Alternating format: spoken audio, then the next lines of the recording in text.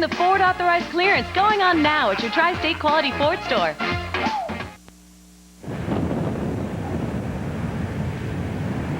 The tornado's next strike was the Oklahoma City suburb of Moore. In its path was the home of Paul Kevitt.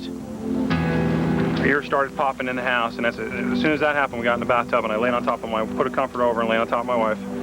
And then I remember the windows breaking, and I'm yelling at her, here we go. I looked up in the sky, and just the amount of trash and debris just being thrown through the air. And we're talking maybe 500, 600 feet in the air. Just, I couldn't believe it. I can show you the bathtub. Let me walk around here. There's some nails and stuff, so.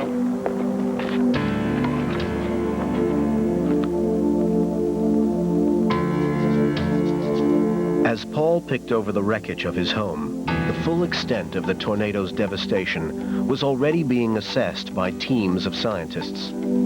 They estimate tornado strength by examining the damage it has caused.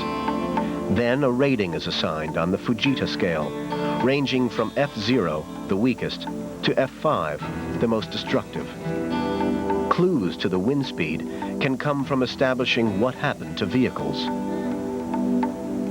In this garage where I'm standing, there was a red Ford Escort, and after looking for it for a while, we found it, and it's in a field more than a quarter mile away, maybe almost a half mile away. And that's amazing. That's F5 damage. That means it was picked up out of a house, essentially out of a closed garage, and thrown at least a quarter mile in the air as a missile. We consider that F5 damage. Winds like that can also devastate homes and injure people, as Paul Kevitt knows only too well. I got 9 staples up here, and I had a stick in my elbow we had pulled out. My neighbor, he got thrown from his house. I found him crawling in this field out here, and we started taking care of him. So, my neighbor, I remember him talking to me. I don't remember what he said, but I just remember the sound of his voice. I grabbed the dog and we got in the closet. We have just a little tiny dog about that big. And then I started hearing just everything snapping, all the framing in the house. It felt like something just real slow and big snapped at first. And then after that, it seemed like everything went real fast. I think I heard the windows exploding and my ears were popping. And as I tried to hold the dog a little bit tighter, the wall that I was sitting back on began to lift up. I was afraid I was going to hurt the dog, so I was trying to reposition it, but it just slipped out of my hands. And then I was picked up again, and I was thrown face first into some mud, and I just started screaming for help. Jeff Poole's home was also demolished, but the closet where he hid has been identified by the scientists. He was sitting in his closet, right? It's the closet right here.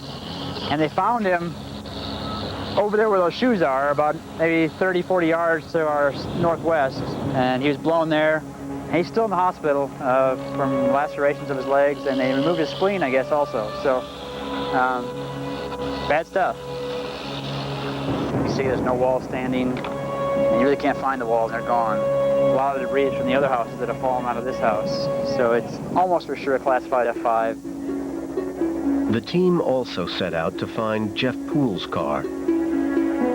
It wasn't this twisted ball of 2 or 3 vehicles, nor this one, a quarter of a mile away. But finally they found it. Jeff Poole's car smashed under a bridge half a mile from where it had started out.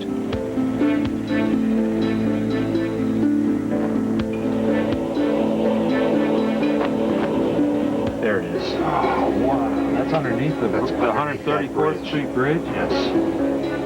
So that confirms it. At 2208, 127th place, in Moore, the damage was F5. Detailed maps have now been produced of all the tornado tracks. Statistics also show one amazing feature. There were no people between the ages of 4 and 24 killed. There were essentially no school-age children killed at all in the tornado. And the probability of that occurring based on the long-term historical record of the ages of people who get killed, it's less than 1 in 1,000. And I think we can credit a large part of it to effectively educating school children about what they're supposed to do for safety.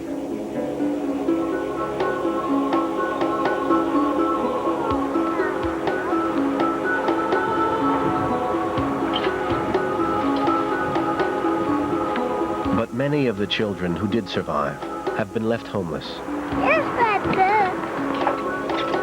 They show amazing resilience in the face of disaster. For them, it is the little things that matter. The loss of irreplaceable childhood toys.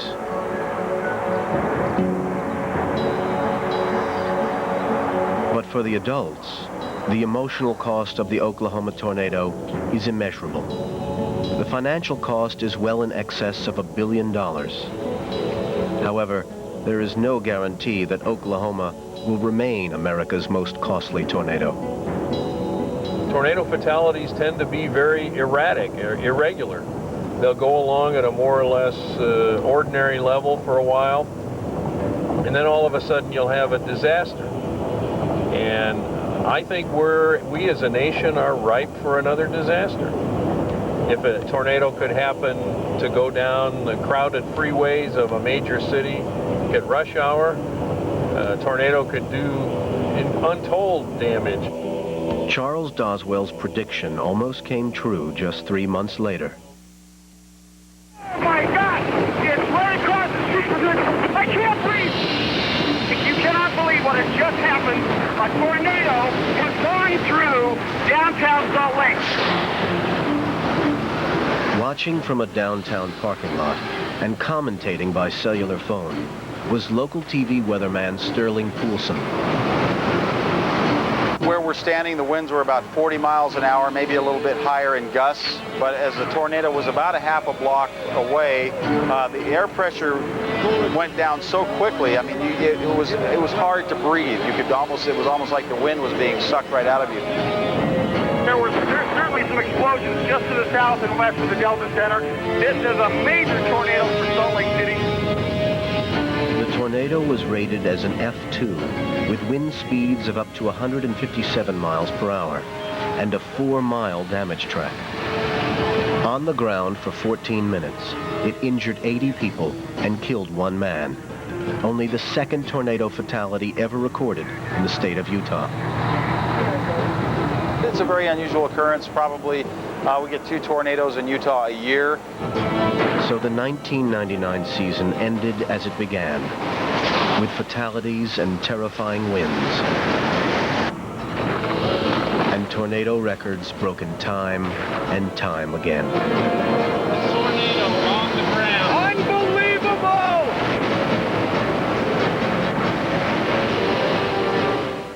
Coming up, brace yourself for blinding blizzards, torrential rains, and burning heat. Extreme weather is next.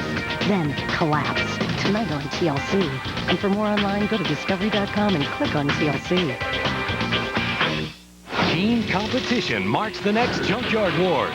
Both teams have to build a boat and fashion a pump to extinguish our fire shacks on the shore. I love it. This is getting good. Junkyard Wars. Fire boats. Monday at 8. Only here on TLC.